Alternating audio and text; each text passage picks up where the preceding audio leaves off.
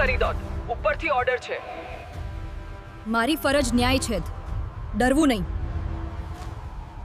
અમદાવાદ નજીકના એક નાના ગામમાં એક છોકરી રહેતી હતી. નામ હતું કવિતા. બાળપણથી જ તે નીડર અને ન્યાયપ્રેમી હતી.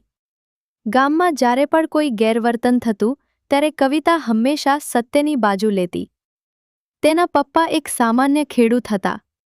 ઘરની આર્થિક સ્થિતિ નબળી હતી, પણ સપનાઓ મોટા હતા. એક દિવસ સ્કૂલમાં પોલીસ ઓફિસર આવ્યા હતા.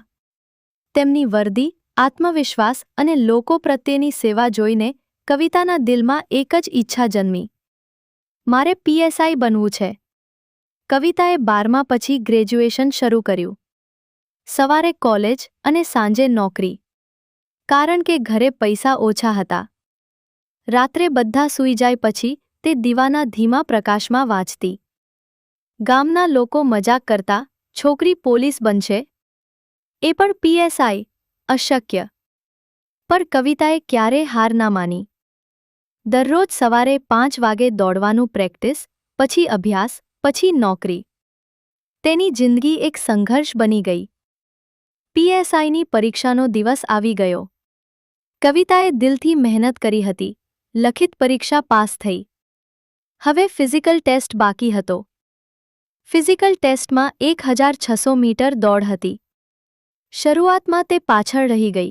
થાક લાગી રહ્યો. પપ્પાનું યો હતો, પણ પપ્પાનું ચહેરું યાદ આવ્યું.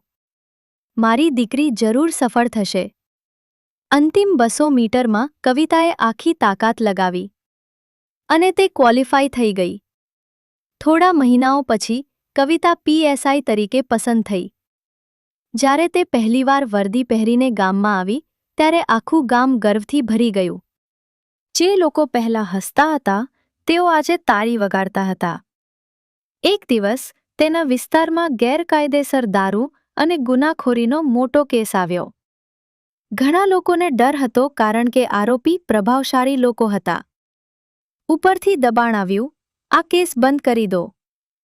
પણ પીએસઆઈ કવિતા મેડમે સ્પષ્ટ કહ્યું, મારી ફરજ ન્યાય કરવી છે, ડરવું નહીં. તેને ટીમ સાથે રેડ કરી અને આખો ગેંગ પકડી પાડ્યો. મીડિયામાં સમાચાર આવ્યા, નીડર પીએસઆઈ મેડમનો બહાદુર પગલું. તે રાત્રે ઘરે આવી ત્યારે પપ્પાએ કહ્યું, બેટી, આજે મને તારો ખૂબ ગર્વ છે. કવિતાની આંખોમાં આંસુ આવી ગયા.